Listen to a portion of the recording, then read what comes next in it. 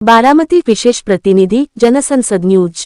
बारामती येथे झालेल्या भीषण विमान अपघातात महाराष्ट्राने एक धडाडीचा नेता गमावला असतानाच या दुर्घटनेत कर्तव्यनिष्ठ पोलीस अधिकारीही काळाच्या पडद्याआड गेले आहेत।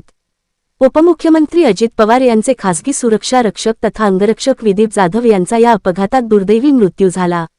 विदीप जाधव हे मुंबई पोलीस दलाच्या 2009 बॅचचे कर्मचारी होते।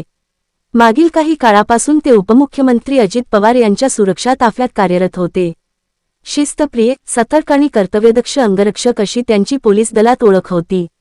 अजित पवार यांचे दौरे असोत किंवा सार्वजनिक सभा, प्रत्येक ठिकाणी त्यांच्या सुरक्षेची जबाबदारी विदीप जाधव अत्यंत चोखपणे पार पाडत असत।